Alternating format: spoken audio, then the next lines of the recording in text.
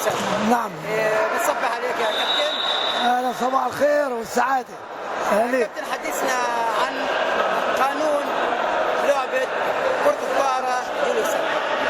لعبة كرة الطائرة جلوس هذه عملوها للمعاقين على مستوى العالم، على اساس عملوا لها قانون يشابه قانون السوى لكن بطريقة الجلوس.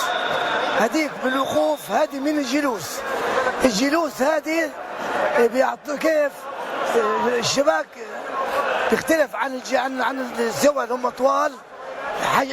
عدة ايش اشياء، انه القانون قانون ارتفاع الشبكه بدل ما يكون 243 من الوقوف 116 و110 للسيدات.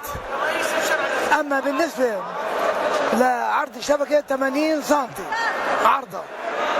وبالنسبه للاعبين نفس النظام، 6 لاعبين 6 لاعبين، لكن الملعب مقاساته بتختلف عن مقاسات الملعب العادي. مقاسات الملعب اللي هو كرة الطائرة من الجلوس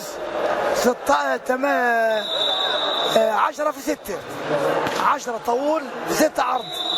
عدد اللاعبين 6 اساسي و6 احتياطي. من جملة القوانين هاي لا يحق اللاعب ان يرفع المقعدة عاليا، ومن حقه يطلع بلوك في حالة الارسال، لكن في العادية مش من حقه يطلع بلوك للارسال. عدد الاشواط 3 من 5 او اما 2 من 3 او المتفق عليه بالنسبة لشروط البطولة.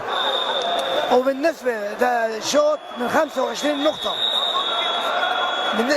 وبالنسبة لتغيير اللاعبين نفس الشيء، يتغيروا اللاعبين 6 يطلعوا 6 ينزلوا، او من حق اللاعب الفريق 6.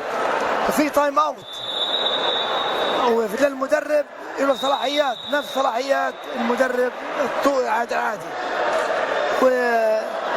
وبالنسبة لضرب الارسال اهم شيء تكون المقعدة خارج الملعب ويلعب الارسال.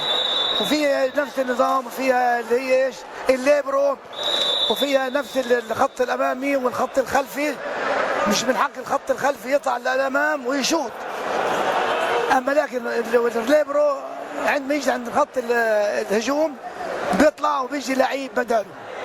هذا يعني تقريبا بعض النقاط المهمة في كرة الطائرة جلوس. كابتن عيد أبو عبدو، رئيس لجنة المسابقات الفنية والإدارية لكرة الطائرة جلوسا. نعم. احنا بوكالة تيم سبورت نشكر حضرتك كضيفا معنا، حدثتنا عن قانون لعبة كرة الطائرة جلوسا. شكرا لحضورك معنا في وكالة تيم سبورت. عفوا واهلا وسهلا بكم. عفوا.